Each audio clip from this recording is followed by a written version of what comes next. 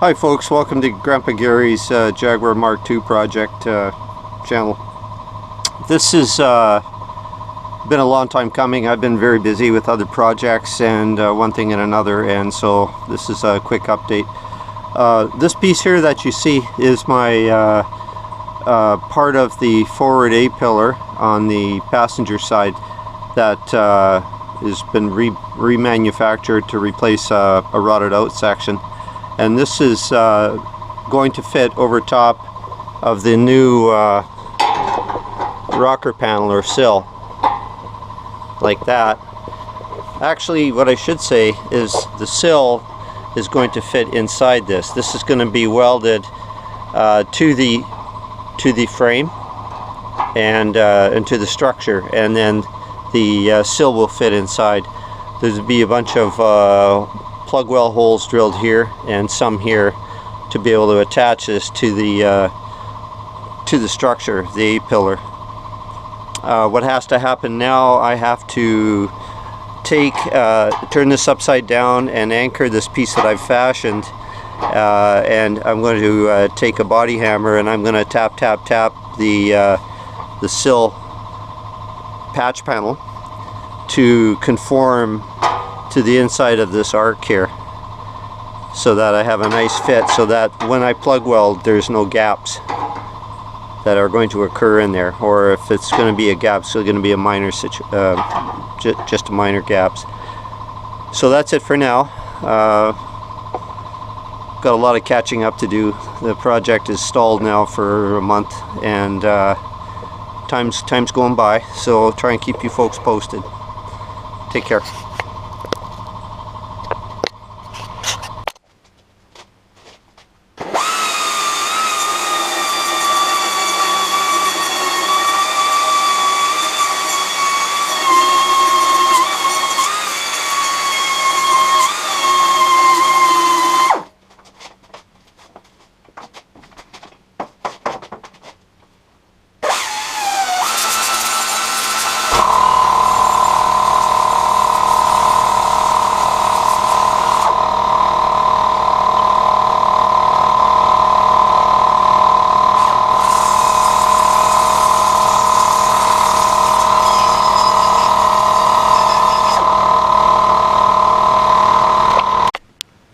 Okay, well, here's the deal.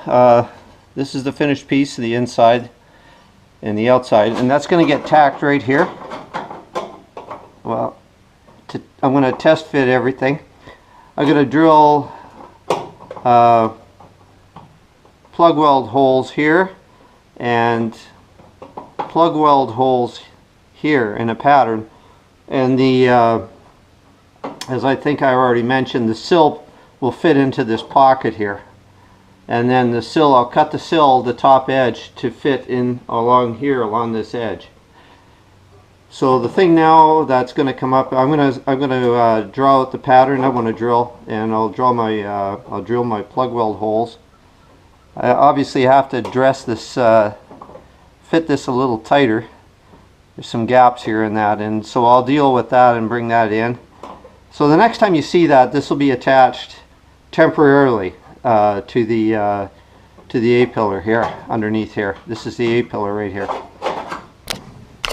Well, good morning. Welcome to Grandpa Gary's Jaguar project. Long overdue.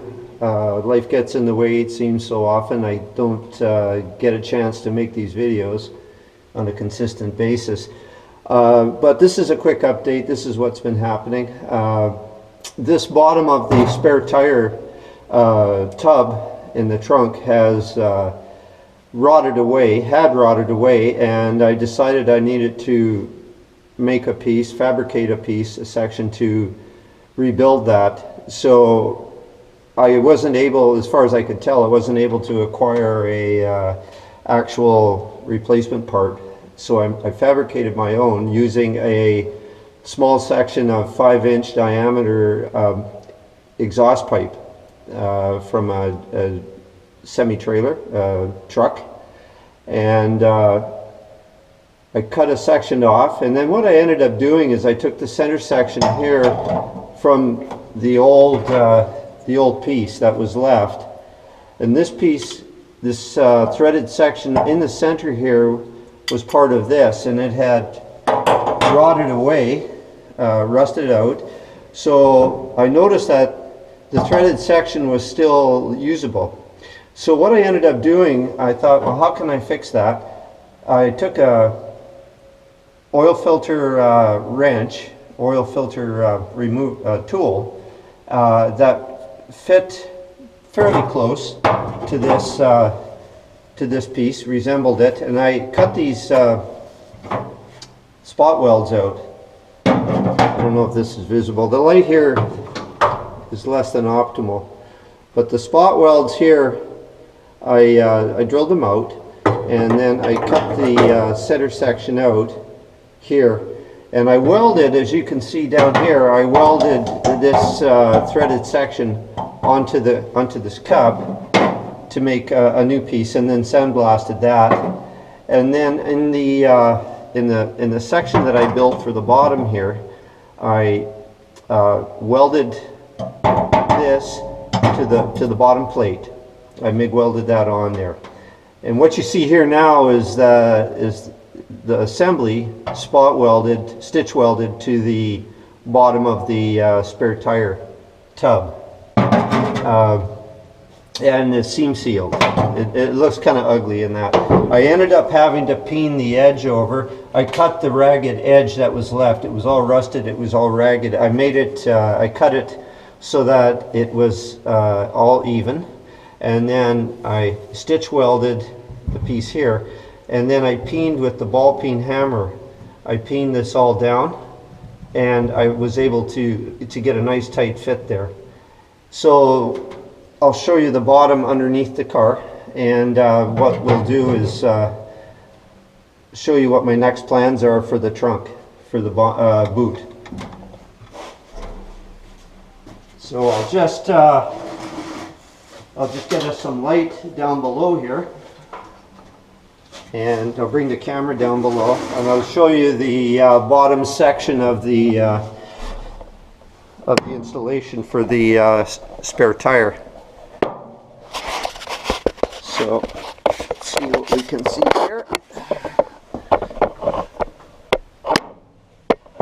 So you can see that the section here is welded to the bottom of the spare tire in the boot, the spare tire tub in the boot, and this is not exactly the same size, obviously, as the original stamped out section, but it's close. And what I ended up doing was I took the hold down screw and clamp and put a tire with the rim inside the tub and let the screw hang down so that I could get an idea of what the depth had to be here. The original is nicely stamped, and it looks much more polished than my Frankenstein fix here, but it'll do. It'll do, and I'm going to be cleaning this area up, and I'm going to be priming it with some anti-rust paint, and then I'm going to be further protecting it with some undercoating.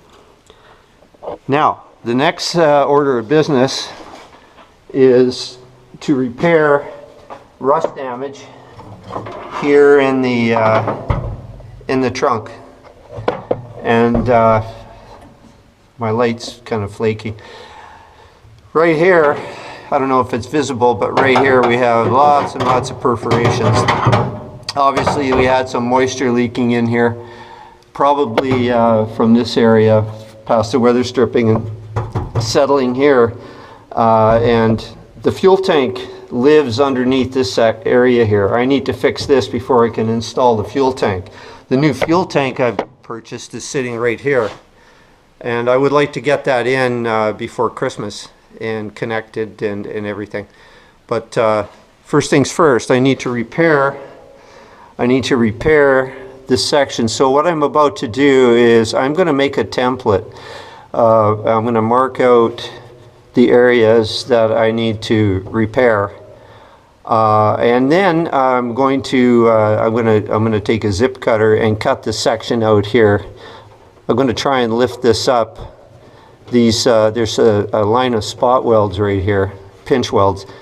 So I'll lift this up, chisel that apart, but I'll cut this out, mark some lines here, cut this out, take this piece out of here, and then I'm going to make a template. I have material that I can use to fabricate a new section.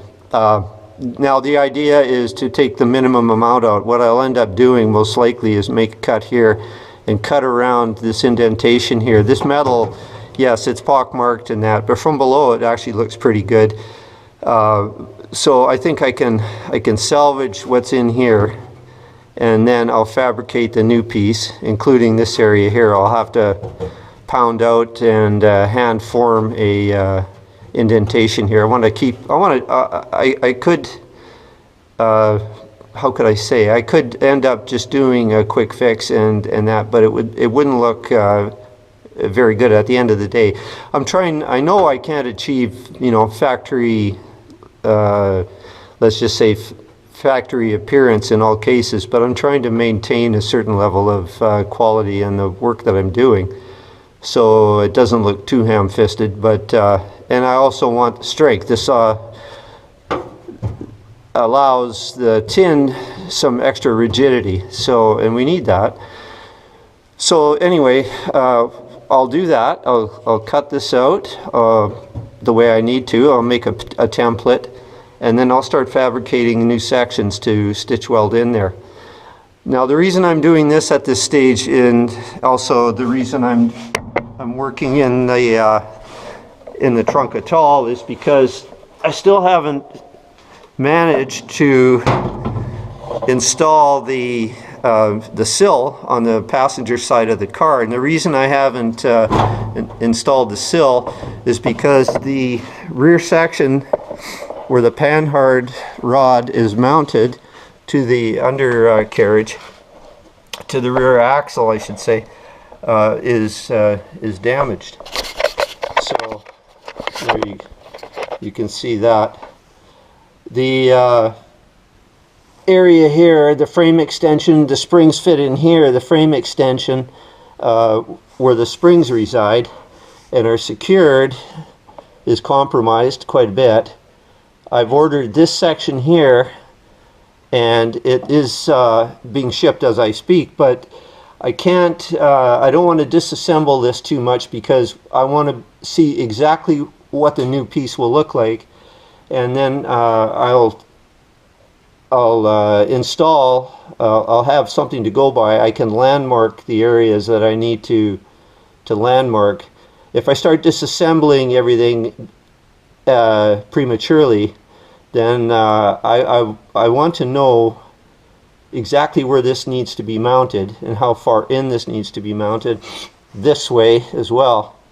So the idea is I'll get the new piece, I'll have an idea what I can remove here first, and then I'll work to remove the old piece, doing as little damage as possible, as little disturbance as possible. But as you can see, I need to remove this. I need to evaluate how far this has gone, and from just general appearance, obviously I need to do a lot of work here.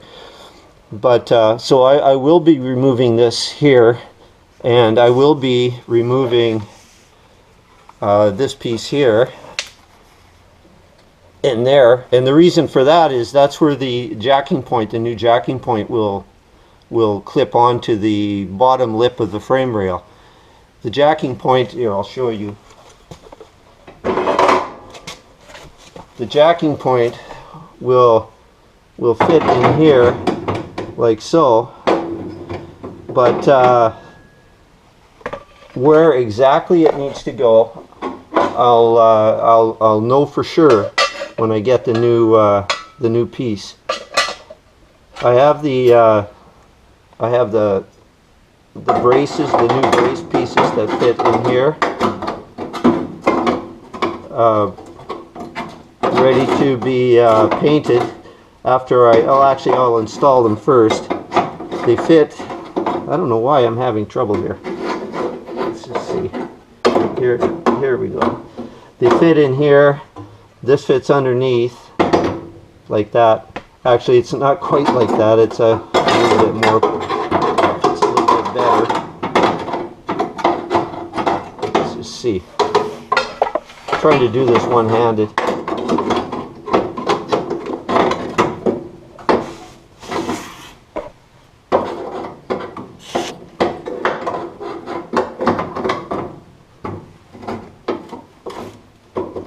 This will fit up underneath here. The jacking point will fit in here. This all gets welded together. I can't seem to make it fit right now. I'll deal with that later. So that's what's happening. As well, I've noticed that the back rear section here of the inner fender well has been damaged here. And as well, I have corrosion and damage underneath underneath here as well. So the next thing I'm going to have to do here is I'm going to grind the paint away on the outside here. I'm going to look for damage down here, and then I'm going to have to start removing the rusted sections in here. There's a brace, an internal brace here. I'm going to have to take that, and I'm going to have to try and remove it and see if I can reconstruct the pieces that are rusted out here. You can see there's gravel stuck inside the frame, and oh, my lighting is terrible. So anyway, that's where I'm at now. I have, obviously, as you can see, I've removed the rear axle. That was done when I had time. I've been busy with family situations and so on and so forth.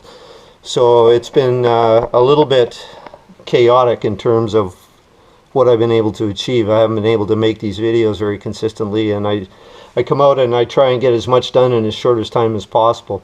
I had to remove this section of inner fender to actually access this area in here. And after I get everything reinstalled, fabricated, brought up to standard, then I will be working on the internal structure here of the inner fender well. And I have this up here, perforations here, so I will have to make a repair up here. And that I'm not 100% sure that I need to remove all the old undercoating, but it seems that wherever I have removed the old undercoating, I'm getting a bit of surface rust that's actually been forming underneath some of this undercoating. Some of the undercoating was cracked, and because it was cracked, the water penetrated in here underneath and started its nasty work that it always seems to do. And as far as the rear inner fender, I have to go back to the driver's side rear and reconstruct the inside of the rear fender as well. That's rusted away. I'm not sure of what I'm going to do with the springs. All the rubber bushings and so on, what to do with the springs are pretty much compromised, and I'm going to have to replace those. But that's something I'll deal with when the time comes. I'm not going to, I can't fix everything all at once. So I'll get this done. I'll get all the reconstruction, the rust repairs done. I want to get this all cleaned up under here and recoated. Along the way, I'm inspecting for rust perforations in the frame and in the floor pans and so on and so forth, and I'll deal with those in sequence. And once I get this section here reconstructed, they form a pocket for the sill to come back here, and actually the rear section of the sill, the outer sill, will fit in this pocket that's formed when I reinstall the install the rear structure. So it's there's a lot of work to do, and in that, but it's all contingent right now on when I receive my new pieces from S&G Barrett. When that comes in, then I'll have a guide to show me how I need to repair the rear section of the frame here. And I'll be able to install the panhard holder, or the panhard frame section, and then I also have a new panhard rod coming because the old one was damaged while I was removing it, and I just thought it would be a good idea. That's an important piece of the structure at the rear. I need to keep that in good condition. It needs to be secure. It needs to be in a condition that I know is correct, so that my axle alignment is where it needs to be and won't change. So that's it for now. I'm going to stop the video here. I'm going to start working on that floor pan section in the boot and fabricating. So this area here is next. And then what I'll be doing is grinding out, or getting rid of as much paint, scuffing as much paint as possible, looking for extra damage, anything that looks like a perforation, repairing what needs to be repaired, and then painting. And the plan is, I think I'm just going to use a rust paint after I clean up everything and scuff everything. I'm going to use a gray enamel rust paint, and I'm going to refinish the inside of this, and then it'll be good to go. I'll put clear coat over the paint when it's cured. Anyway, that's it for now. I'm going to sign off. I don't want to get too long-winded.